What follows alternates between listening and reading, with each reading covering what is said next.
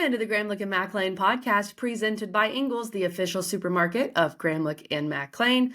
Our After Further Review series continues, and we're going to talk about a team that I think maybe has upset some people. Like the fan base is just struggling a bit, right? Yeah. And we're going to talk about that and get into it with someone who cares deeply about the NC State Wolfpack. So Mac, we got to get into this episode, and we're going to review what happened with NC State in 2024. Yeah, I like the way that you set it up there. And you know, when do we ever kind of start with this PSA of the episode? We've got Joe Ovies coming on, and love him, think he does a great job. And you're right. I mean, he's emotional about it. He's upset. And, you know, a lot of people on Twitter and social media and, you know, have expressed their discomfort and disappointment, you know, with the season. And I have too, right? I mean, I had really high expectations. It was actually kind of comical to me when I was talking about what I thought NC State could do this year, given the personnel they brought in with the schedule, all these things. And Joe, as you guys will see in a second, is looking at me like I'm crazy. He's like, no, what are you talking about? I never thought any of that. So maybe he's already a little bit more of a negative Nancy anyway.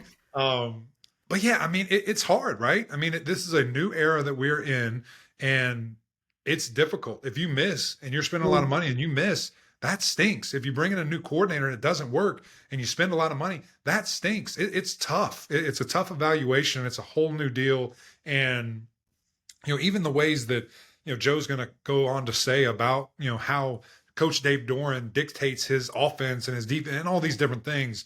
Again, it's emotional. Obviously, he's upset about it. I think NC State's in a good spot. I love that program. I think that when you look at facility-wise, they have everything they need. You look at coaching-wise, I think Dave is a great leader of men. I think he does it the right way. Fit, I mean, we talk about fit all the time. I couldn't even imagine who else could do better in regards to fan base, players, leaning into it, all that than what Coach Dave Doran does. So I don't think we are talking about that in a negative light at all. But there's some frustration. There's some buildup when you can't get over that hump. And there's also something too, KG, when you've been somewhere so long, you know, you hear it in all the movies, you know, you live long enough as the hero, eventually you become that villain. And especially if you can't take it to another level. So I don't know quite if all NC State fans feel that way. Again, I love Dave Doran. I think he does a great job. But anyway, let's get into the episode quickly. A message from our friends over at Ingles. Greatly appreciate them and all that they do for us. So let's get to that, and then we'll get to the interview. Did you know that Ingles sells more organics than any other store? Or that they run their own dairy? Or that they only serve USDA choice and prime meat? Did you know that they have more local craft beer than any place else? Or that they have Energy Smart stores? Or that they professionally slice and package imported cheese from Europe? Did you know about their giant international aisle, local farm partnerships, curbside pickup, wine department? Or that they donate 3,956 meals a day to local food banks? Well, now you do. It's all in the bag. Ingles, low prices, love the savings. All right, Joe, great to see you, brother. Welcome into the podcast. I wasn't going to tell anybody, but I am going to tell everybody. We just had this awesome open where you were elaborating on your great background and catching up people around the ACC. And somehow, some way, this has never happened in almost 500 episodes. It stopped recording. We got 2 seconds of it. So welcome back. Great to see you. You were saying how we're helping people along within the ACC and some new people and what the ACC is doing. Let's just start there because I think that was a good place. This is where my radio background comes in. If they didn't hear it, who cares? Right. Do it over again, right? We'll just do it over again. I mean, it is something that gosh, let's start over again. I'm screwing up. No, you're good, Joe. Why don't you just let's welcome in and say, Joe, you've got all this crazy stuff behind you. Let's get it. Why don't you do that? The best way to do it is to not even mention any of that stuff and just be like, actually, what I would do is how you started the last time. It's like, hey, man, last time we talked to you, that background was not perfect. The expanse that it was. And we can go from there. That's what we'll do. All right, here we go. Joe, great to see you, brother. Welcome in. I'm enamored with the background because it's tripled, quadrupled. I don't know what, maybe more than that. It keeps than growing. The last time I've seen you. It keeps growing and changing. What do we got back there? What do we got going on? At some point, the ACC is not going to invite us to any events because I keep taking stuff from those events. As you can see, I've got this acrylic ACC basketball from an ACC tip-off. The front door of our studio, we did take a floor mat that says accomplished greatness. Oh my God. There We you took go. that from a As Charlotte you should. hotel. And Jim Phillips was like, "Wait a minute, when did you get that?" I'm like, "No, don't ask questions. Don't ask questions." Yeah, we got all sorts of tchotchkes and whatnot. I mean, my personal favorite one here recently is this. I'll pull it from the shelf here real quick. Come on. It is, so for those who might not be familiar, I have kind of made a weird name for myself by drinking old championship sodas. And I drank a 1982 blue soda from North Carolina's championship. It came in the can. There's something about that blue dye that was eating through the can. Awesome. And when I drank it, it tasted like rusted fence. And I drank a lot of water to hopefully flush out the system. The 1983 red soda held up pretty well to the point where I thought I had been duped. But no, it was a legitimate can. This one, though, you guys got to tell me, this is a 1991 Duke basketball national championship Coca-Cola bottle. It's a wonderful bottle. It's got the record Very on pretty. the back. And this blue, and if you're watching on YouTube and you've got like the HD kicking, you can see there's like weird things floating inside of it. Oh. I'm not quite sure what's going on here, but there's stuff floating inside, okay? And typically I'll drink these things when we've reached some sort of subscriber milestone or download milestone. This one I'm not sure about. There's just something about the blue. There's something about I got this old Dale Earnhardt Jr. Sundrop as well that's cloudy. Right. Ooh. That I'm not really keen on, right? So I don't know. Maybe if we get to 5 million downloads or something like that in a year, maybe I'll drink something like this. I really don't know. But honestly, I think part of the charm that we're trying here with this studio is, well, first and foremost, I like old stuff. I'm a bit of a hoarder. So that's number one. Number two, I do feel it's important that as the ACC changes or sports in general changes, that we still have some sort of connection to what brought us here. I mean, what got you into sports? Why are we the way that we are, right? And it's one thing that Gilio and I try to do on this podcast is that we're not a couple old timers in their 40s and 50s trying to tell you how awesome things used to be back in the day. We're not interested in that. That's really easy to do, but we're not interested in that. What we are interested in doing, though, is helping you understand, yeah, Duke and Carolina is the rivalry. They're going to get all the ESPN attention, but nothing brings a level of heat quite like State and Carolina on the football field. This happened during the bowl season, right? College football has become such a national product, we tend to forget that the reason why we got into college football is those regional rivalries that the national media didn't understand, but we know it matters. And this played out in the Military Bowl between NC State and ECU. I understood there was heat, but there's a national college football guy that will remain nameless, and he was in shock about how ECU reacted to beating NC State with the Wolves down and all that stuff. And he's like, hey, man, who knew ECU and NC State had heat? And I just responded to him like, buddy, let me tell you something. It ain't just ECU and NC State. It's ECU and UNC. It's App State fans who are still mad that they won't play. North Carolina's a really interesting state when it comes to all these football teams and these weird little rivalries that pop up in between. And it's not just so binary. I wish people stop being so binary about this stuff. That it's not just, it's like my 13-year-old. When he was a toddler, he had a really hard time understanding that you could have more than one friend. It was the most adorable thing. He'd go to preschool, he'd come back and he had this buddy, and then a week later he's like, well, I have a new friend. I'm like, well, what happened to your old friend? He was not my friend anymore, because he thought you could only have one friend at a time. Right? So that's kind of the triangle. You can have more than one friend. And that's what we're trying to do on this podcast, me and Gilio, and so far people seem to be getting it. Yeah, that's a great way to put it. And I think that a lot of people outside the ACC footprint do not understand the triangle, and they do not understand these fan bases. So let's get into NC State. We're doing our ACC after further review here. And NC State is a team, I feel like the last couple of years, Mac and I have been guilty of this. I think a lot of people have. You kind of buy into the NC State hype, right? You bring in Grayson McCall. You're thinking, oh, this is really going to work. You got all these guys from the portal that came from big programs that wanted to come back home, right? You're preseason number 24 in the AP poll. You finish 6-7, 3-5 in the league, lose to Wake, lose to Duke. Do beat North Carolina. We can talk about that, Joe. But overall, if you could just kind of, let's start there. Did you believe this preseason hype about NC State? No, and that's because I've been burned by Many various times. cycles of triangle Even with hype. the schedule, you looked at the schedule, you're like, nah, that's 6 losses right there. Again, I wouldn't say, look, I'm gonna be honest with you. I didn't think it was going to go like this, Yeah. but this business of them being a dark horse college football playoff team or any of that stuff, I don't know why anybody buys into that stuff. I never buy it. I never understand it, right? So the reason why I say that, and it's something that Gilio and I have been hammering home, to your point, Kelly, about triangle dynamics and people not quite understanding how things flow around here. There is such a thing as triangle good. I've been doing this long enough now that I've seen various coaching staffs, both at NC State and Carolina, look at each other or tell me, we're leaving them in the dust. We're killing it in recruiting.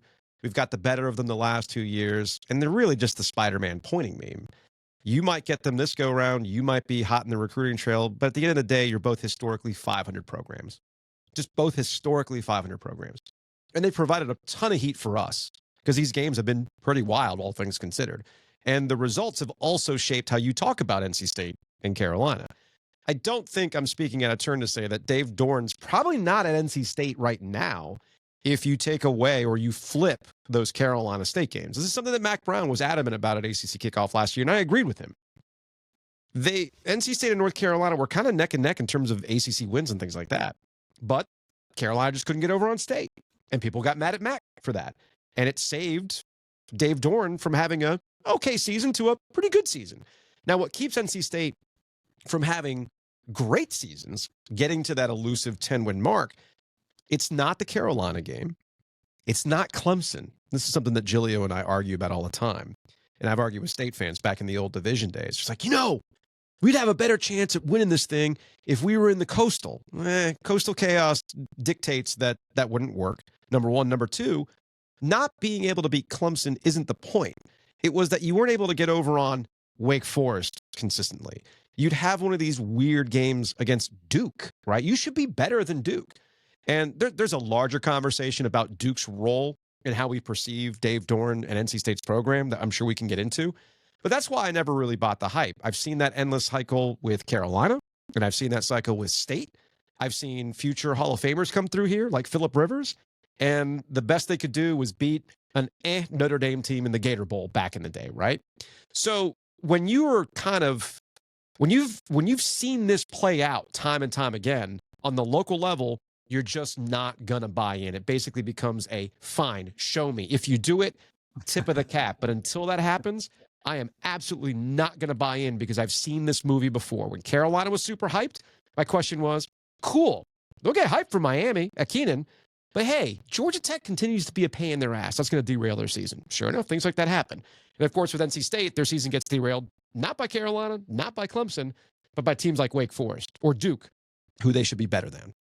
Yeah, and it's frustrating as all get out. And again, you've seen it a ton, and you have that history, and there's that for you where you know what's going to happen maybe before it does. But my question is why? Because the fan support is there. The financials seem to be there. Going out and getting people with NIL was awesome. I mean, I remember texting Dave Dorn multiple times this spring, saying, wow, great get. The schedule set up fantastic, and yet you fall flat on your face. So like, what is the missing piece, the missing pieces, the last piece? Like where, because I love your administration too. I think Boo's amazing. And you see the success that other programs throughout NC State are having. So it all seems to be there except for winning against good teams. You got to remember, you get a different Dave Dorn than we get. I mean, I just have to be completely honest and blunt in these situations. And I don't say that in any sort of malicious way. I'm just simply saying that those in TV, those at ESPN, are going to get a different Dave behind the scenes than we do on a consistent basis. So right off the bat, that also kind of paints how we approach NC State on the local level. I think the biggest problem for NC State is decision-making by Dave Dorn. This is something that I've been saying about NC State and Dave Dorn for the last 5 years. The way they want to win football games is not a very sexy or exciting way. And my biggest question this year, much like my biggest question around Carolina when they were receiving the hype cycle, was what do these teams not consistently do great, or what have they never actually been? In the case of North Carolina, it was, I don't trust that defense. I've never trusted that defense. It doesn't matter who the coach is. outside of Butch Davis, those defenses have been very leaky and usually cost them games. In the case of NC State, you're telling me that Dave Doran's going to change who he is and suddenly become a dynamic offensive team? Nah, that ain't it, man. That ain't it. Dave wants to win a certain way. I mean, I've occasionally called them the Iowa Hawk Pack, just like Iowa wants to win a very specific way, and it works for them to a certain extent. Dave wants to win a certain way. And I think the biggest issue that Dave Doran has had the last couple of years is they put way too much trust in the veteran play of a quarterback, and it ends up biting them in the rear end. They're not trusting the young, up-and-coming, dynamic guy. Because you know this, because you've talked to Dave, the worst thing you can do for Dave Doran is turn the ball over. The worst thing you could do is take risks, because he does not want you to take risks. He does not want to lose the turnover battle. And in the case of both what happened with Brennan Armstrong and in the case of Grayson McCall, was that they entrusted these veteran quarterbacks to play it straight instead of going to the young dynamic guy that could be a difference maker. The problem with NC State is NIL's great. Dave absolutely develops individuals, especially on the defensive side of the ball. Nobody's going to question that. But you're never really going to beat Clemson on a consistent basis unless you're doing something different, or if you put the ball in the hands of a guy who's a true difference maker. And that's another issue that Dave Doran has had over the course of his years. You see all these guys that they bring in offensively. Well, why aren't they utilizing him more? If Giglio was in here right now, he'd break out his old yellow pad and show you all the times in which Jalen Samuels was not used in key situations, to the point where Dave Doran got mad at Joe when he was working the beat at the News and Observer and says, yeah, put that in your little yellow pad, right? But it's a thing. And I would say this particular year, the biggest mistake that Dave Doran made was before the catastrophic Grayson McCall injury against Wake Forest. Before that, when he got knocked out and we didn't see him and they put CJ Bailey in the mix, I thought to myself, I get why you brought Grayson McCall here, but based on what we had seen so far, I did not think I don't think he was putting NC State in the best position to win. CJ Bailey comes in, you could see the raw talent, and if you worked with it, that could be a difference maker the rest of the way. So when they went back to Grayson McCall ahead of the Wake Forest game, I thought that was a huge mistake. And this is taking the injury out of the equation. From there, it told me, man, Dave wants to keep playing this conservative as hell, or they don't trust the freshman. I think that's been a mistake. That happened with Brennan Armstrong. Now, Brennan's a different story because he ended up coming back and salvaging their season. And that's a credit to Brennan. That's a credit to the coaching staff for believing in him and all those types of things when MJ Morris decided to shut it down. This is twice now where they've put their trust in a transfer quarterback when they had a guy right there. And I think that kind of bit Dave Doran in the rear end this year. Yeah, that's an interesting way to put it, Joe, because, I mean, CJ Bailey was impressive throughout. He had really good moments. And it's interesting to just ponder, like, if Grayson McCall hadn't gotten hurt, how much CJ Bailey would we have seen? And that's, of course, a big question there. I'm going to push back a little and wonder if this, and Joe, I know being an NC State person is hard. And so I'm here. I'm with you. Wolfpack ain't for soft people. No, it's not. It's not. And I go back to, and I'm so glad the women finally made the Final Four, because I go back to them being absolutely just terrible draw to play UConn up there. And, they wouldn't foul out UConn. And I'm still mad about that because I love that team, Joe. But 2 years ago, NC State did go 9-4. Yeah. And had a very solid year with a quarterback, carousel, because the defense was that good. So let's maybe go big picture here. If you have CJ Bailey, you have a guy you can build around. I know obviously you lose some of these skill guys to the portal and that is discouraging. But can the recipe for success be, let's get back to our defensive roots? Like, is this what NC State needs to look towards? I see what you're saying. And I agree with you in that they were able to piece together a 9-win season with a quarterback just mishmash of things, injuries and everything else. But they had Peyton Wilson, right? Yeah, true. They didn't have Peyton Wilson this year. Davin Vann made some big plays this year. And this gets back to something that bothers me to no end locally, in that sometimes you have to coach the team that you have rather than the team that you want. And this gets back to my point about CJ Bailey. If you made all these moves to get better offensively, you were going to basically, NC State had to get away from winning games in the trenches defensively, grinding out the clock, all those kind of things. You can do that when you have a defense that is anchored by Peyton Wilson. They never had that this year defensively. They never had it. So I wondered, okay, why in, for instance, the Wake Forest game, are you trying to bleed this thing out when you don't have the same caliber defense? Instead, you have a dynamic offense. You know, there's two ways to win football games. Really, there's two ways to win any sporting event, right? You can either score more than the other team, or you can prevent the team from scoring more than you. For the majority of Dave Doran's career, it's basically been, I'm going to prevent this other team from scoring more than me when you've got that defense. They never had that defense this year. And yet they were still trying to win games that way rather than the other way. And that, fine. I'm going to let CJ Bailey cook. I'm going to let KC cook. I'm going to let these guys that we brought in cook, right? Yeah. We never saw that this year, which is why as the season went on, it made zero sense for me to see Robert and I come back for another year. Because that gets to the other thing. Is it an offensive coordinator situation that they're not utilizing the talent that's there? Or it doesn't matter who the offensive coordinator is? I follow more along the lines of it doesn't matter who the offensive coordinator is at NC State. NC State fans have all these opinions about Kurt Roper and everything else. I don't care. Is Dave still the head coach? Then I kind of know what I'm going to get out of them offensively, no matter who's there. It is fascinating. And it's something where, I don't know, that there were just times this year, you mentioned all those playmakers where I'm just looking like, how are we not getting them the ball? Like, how are these guys not involved? And I'm looking at some of these stats over here and, you know, CJ having 100 yards or McCall having 100 yards passing or 120. And it's just, how is that possible with all the talent, all the skill, you know, that you do have a relatively good offensive line? I mean, there were spots where I was like, man, those guys look great. And there was also spots where I'm like, this is just hard to watch, you know, and for the whole team, not just a particular unit. So it was such a weird thing to me. I haven't done this with anybody else, but I do think it's very relevant here, just given the circumstances. From the NIL folks or that you have relationships with or donors, whatever, and maybe it's going to change a little bit next year with the rev share stuff. Mm-hmm. Because we've seen it now flop multiple times in regards to paying people, bringing them in, what you think is going to happen, and it doesn't. What is their kind of idea or excitement level to continue to help and continue to help bring in guys with extra funds? Dave's in a weird spot because for as long as I've been doing this, and for context here, I moved to the area in 1995 to wrap up my junior and senior year of high school.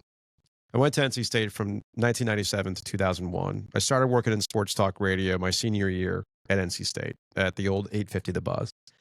Up until Dave Doran, there was never a coach around here that lasted beyond 5 years, right? Mike O'Kane, he was here for X amount of years. They got him out the paint. Chuck Amato came out of the gate hot. Oh, my goodness, it's a football school now. Ran out of steam. Opposite direction with Tom O'Brien. They had some success, but then Debbie Yao comes in. Well, they want to go in a new direction, and here we are with Dave, right? Dave is Dave like one of the longest tenured coaches in the ACC now? Like him and Dabo, right? Second. Yeah. Right? So we've entered into new territory. At the time, I argued when people wanted to move on from Dave. At the time, I said, this makes no sense. Look at your history. You're going to get another guy in here. He's going to last another 5 to 6 years, and you're going to move on to something else. NC State can't do that. So why don't you give him another opportunity to build up to something and have another crack at it? It worked out. Now, did they cash in on getting to an ACC championship game? No, but as you mentioned, they've won 9 times. They won 8 times. They had a chance. You know, I thought his best work was in the pandemic. Honestly, that pandemic year. So he's shown you that it's a stable program. The guys, you know, his guys don't get in trouble, you know, outside of your typical college shenanigans that might, you know, happen here and there, right? They put guys in the NFL. And you saw the year that Peyton Wilson's been having, right, with the Pittsburgh Steelers. So all these things are in Dave's favor. But to your point, circling back to the money, well, what's my ROI? And after a year where even the players were very active in, hey, if you want to run this thing back, it's going to require a financial commitment. And then you get the results that we had last year. It's very, very difficult to go back to the well. It's very difficult to go back to those money people and say, hey, well, we got it wrong this one time. We didn't allocate our needs correctly. Maybe we should have doubled down on defense rather than getting all these dynamic skill position guys if I'm not really going to change my approach to winning football games. we're now entering into a weird year with Dave that is uncharted territory. To your point, Eric, NC State football fans are very loyal. They have a very good culture. Tailgating is phenomenal. They want to be good at something. I'm from a time frame where, NC State basketball was wandering through the wilderness up until this past year with Kevin Keatts and the Final Four run and everything else. The point where I argued that State was becoming more of a football school than a basketball school, which if you told somebody in the 80s that was going to happen, they would say, I'm a crazy person. But it was an opportunity for NC State to differentiate themselves from Carolina, okay? So now we're here with Dave in uncharted territory where I'm expecting a season where the schedule doesn't look like it's all that appetizing. People are kind of over Dave's demeanor, how he goes about things, and they're kind of over the results, which are more of the same. And this year was weird in that usually if you beat Carolina, hey man, we're golden. Not this year. It's suddenly true story. I was at an ice cream shop, all right, here in Raleigh.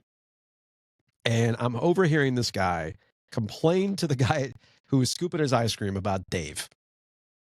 Like, I'm over it, blah, blah, blah, blah, blah. I turned to him and I said, man, what are you talking about? He wins 8 or 9 times and he beats Carolina all the time. Isn't that what you want? You want to beat your rival? And he said, beating Carolina isn't enough anymore. And I thought that person was freaking crazy. And sure enough, season plays out and beating Carolina is just not enough anymore for Dave Dorn. And this year's going to be really why? Because you've never done anything else. So I don't because I get mad at Clemson fans too when they get all in their feelings and all these stuff, and you look before Dabo and all these things, and it's like this is who you were before this guy got here.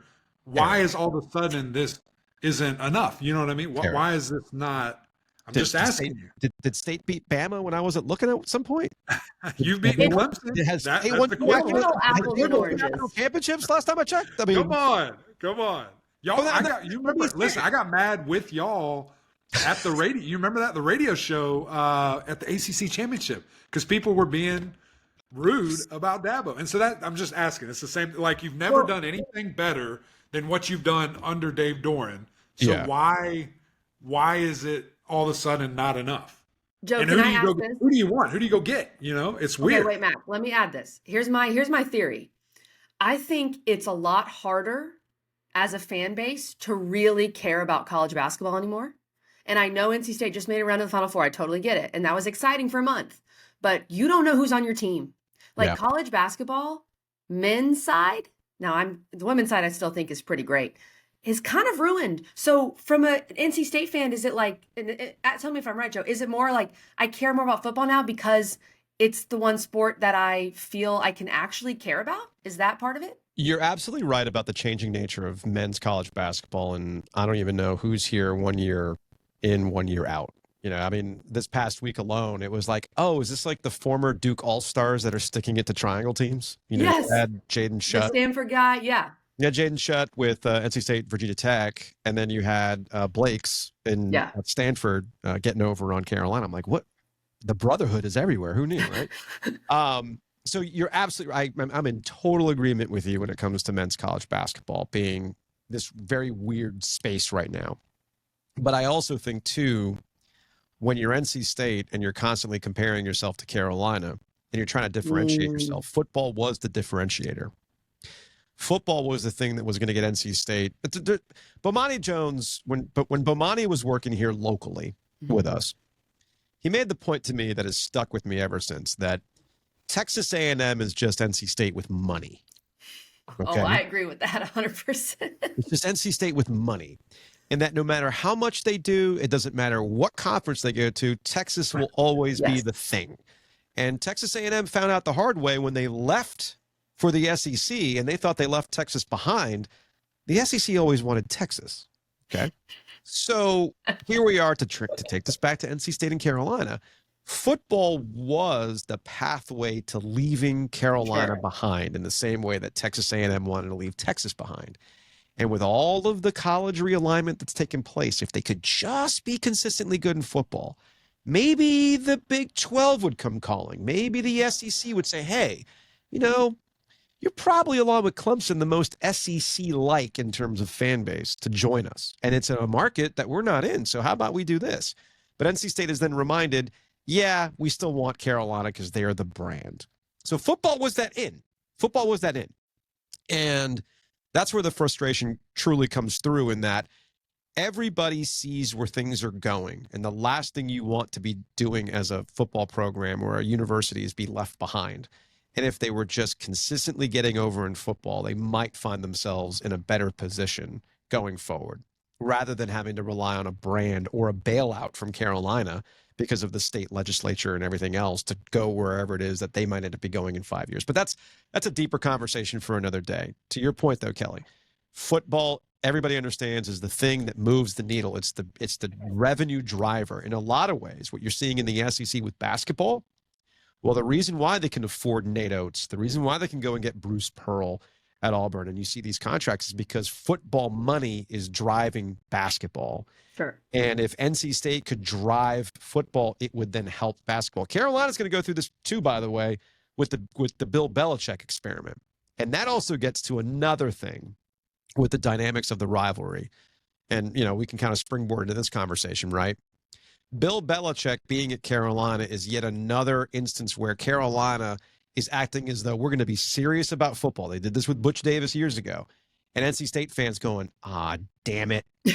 Like, are they taking football? Because they've always relied on Carolina not taking football seriously. But we have another iteration of Carolina looking like they're taking football seriously, and that freaks NC State fans out. And that's why they're like, well, we know what Dave is. So now we need to up our game, because Dave's taking us as far as we can go. Appreciate the stability, but man, we got to keep up with the Joneses here. We got to keep up with what Carolina's doing. And they don't see Dave as the guy who can keep up. Wow. This is enlightening, Joe. This is very enlightening. I want to ask you, can we, and if you do not have an answer to this, you can just say no. Okay. Can we look into 2025 and hold on to something positive? Like, help me out here. Is it CJ Bailey? Yes, you know, for sure. So For sure. Talk to me about 2025. I also love the fact, and I feel so sorry for the national people who don't understand, that NC State is opening with East Carolina, which is just amazing. So talk to me about 2025. Well, I can tell you that if they lose to ECU to start the year, Yeah, it'll be a problem. It'll be a problem. it's going to. Or will it be a gonna get off- solution? Or will it be a solution? Oh, Well, my worry as somebody in the content game, I see what you're saying. But my worry with the content game, and now that I have like direct access to numbers rather than, you know, radio ratings vibes, I get that. it's man, if State fans check out, that's bad for business. Sure. It's bad for business. Oh, trust me. All Florida State for us this year, we get that. We get right? that. Okay, so you know where I'm coming from on that. So if they lose to ECU, heck, man, I might just fold up shop with the podcast, because what are we going to do? Well, if Bill Belichick starts 6-0. So to answer your question, best case scenario for NC State this year is that, yes, CJ Bailey is allowed to cook, so to speak. And you have a Russell Wilson-esque dynamic situation that makes you want to watch NC State night in, night out. I go back to what I said at the beginning. I don't know if Dave is capable of letting his offenses cook, but hey, when you're desperate and your back's up against the wall, sometimes you do things reluctantly. So we'll see what happens. Here's what I will say. If Bill Belichick is the coach at Carolina next year, would it surprise you if NC State beats Carolina? No. Would it surprise you? Not No. really, because that just seems to be what happens every year. That's Tom the Brady, one- like reclassifying? Is he throwing the ball? For sure. Yeah, right. One thing, and this is something that Gilio and I argue about a lot, is Dave's superpower is that he might not out X and O you, but he definitely knows how to instill in his football team, this matters. Yeah. This matters. And we're getting up for this game. This is when Salty Dave makes an appearance, right? When he wants to fight Steve Smith over the airwaves for the basketball school comment. And when it comes to Carolina, the biggest issues they've always had in this rivalry is that they've had coaches that don't get it. They don't get it. Mac Brown was a CEO coach. Nitty gritty, can you get your team hyped to play NC State? I don't think Mac was capable of doing it. Mac was capable of getting you hyped for that big TV game because he's the master of that PR. But when a game like the NC State game, well, the proof's in the pudding. We saw how it played out. They didn't show up. Not this past game wasn't the issue. It was the year before when they had May. Okay. Yeah. And they still couldn't get up for that game. I mean, this guy's going off to the NFL. This guy's a top draft pick. You couldn't get up for that game? Come on now. So that was an indictment on Mac. Look, say what you want about Bill Belichick. Do you think Bill Belichick understands the spicy rivalry dynamics of NC State, Carolina? I have made fun of nonstop the whole PR cooked line of, young Billy's first words were beat Duke. Okay, cool. That tells me you do not understand the triangle dynamics. Wrong sport, Joe. Wrong sport, buddy. No, it's exactly it. So I get it. You have to beat Duke in football. The rivalry bell's there for a reason. But man, that ain't the game that sets the tone for your program. That's not the game that gets Carolina people fired up. And I'm not sure Bill Belichick is going to understand that. That team on the other side with that coach, really loves sticking it to you. Really loves sticking it to you. And you think Bill cares about that kind of stuff? Right. So that's why I kind of give NC State an interesting edge in that future matchup. So that's your best case scenario for NC State and Dave Dorn. And if you want to take it even more big picture, this is Giglio's idea in his constant conversations with Dave Dorn over the years. That Dave does not strike me as a guy that wants to coach forever. Yeah. He's a relatively young guy. He probably wants to go out to Montana and fly fish. He might look at this year and go, you know what? I just beat the greatest coach of all time. I'm out. See you, boys. I'm out. I'm walking out on top. I'm out. I mean, you can't see it, but in the studio, we actually have a picture of Bill Belichick visiting NC State. I think it was the 2018 Pro Day, if I'm not mistaken. I think they're, again, it's in the studio. It's on Giglio's side of the wall here in the studio. It's Bill and Dave just kind of hanging out. I mean, Dave's got nothing but respect for that guy. And you see, they're talking football. But deep down, Dave would absolutely love to walk off and smoke a cigar out of the red Solo cup and everything else. Walking off with a win over Bill Belichick. Yeah. There's no doubt. There's no doubt. This has been fun. It's been very informative, as KG said. Let's kind of finish with this just expectation-wise, because I think when teams have bad years or not great years, the next year you're like, oh, well, we'll see. And that's probably where a lot of people are going to be from a national standpoint. Myself, I'm not getting tricked anymore like you just told me and educated me. But because of all that, is there the possibility of finally getting that double digit or being significantly better than last year? No. The short answer is no.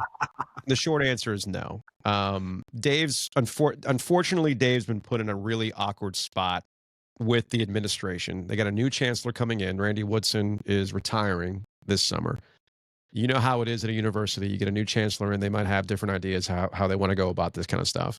Boo Corrigan, the AD at NC State, has given Dave Dorn the opportunity to get better around him. They had the bottom fall out. They have a conversation. I need better coordinators. I need this kind of support. He got it, and he succeeded, right? This offseason hiring cycle, I know you guys have seen this at Clemson. Kelly, if you're still doing local radio, I mean, how many times were there situations where people were banging on Dabo for hiring from within rather than going out and disrupting what they've done in the past, right? Right. So Dave's kind of going through that here with these hires, especially with Kurt Roper. So this sort of situation is a dicey situation for Dave going forward. And here's the other thing, to get back to Duke, because we've been talking a lot about Carolina in these rivalry dynamics. The other thing that's not helping Dave right now is that he has been here long enough to see 3 different iterations of Duke football and them get over. He lost to David Cutcliffe. Cutcliffe goes on to an ACC championship. Things went longer than they needed to with Cutcliffe, but the point remains. State has no business being worse than Duke with all the resources that they have going in their favor. Then Mike Elko comes through, completely changes the dynamic of Duke football, breathes life, a toughness to them, right? They get College game day there. They're knocking off Clemson right. I mean, come on. Dave, it took how many tries? And it took a particularly not so robust version of Clemson to finally get over on him, right? here they are doing it in year one, man. Like, come on. Like, what more do you ask? Can you ask, right? And Mike Elko gets over on Dave. And that was actually a low point for Dave, too.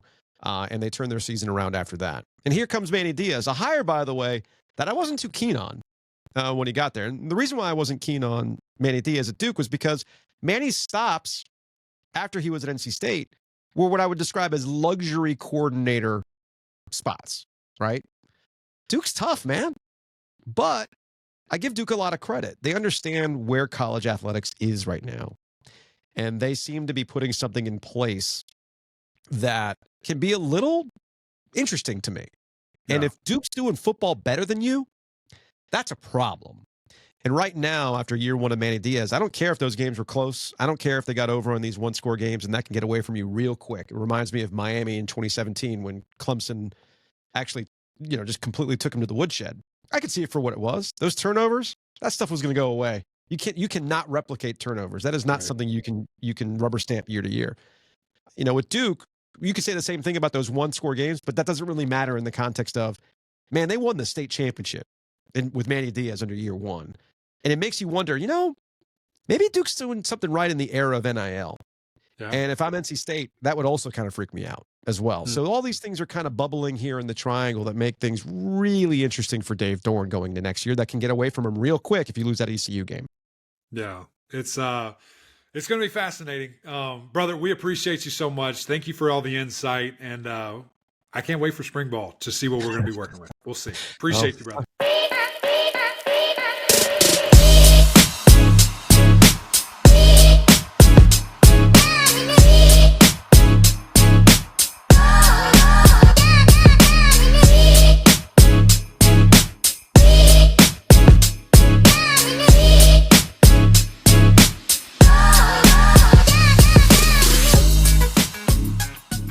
Thanks again to Joe for joining us. If you don't follow the Ovies and Gilio podcast on YouTube, they're killing it over there.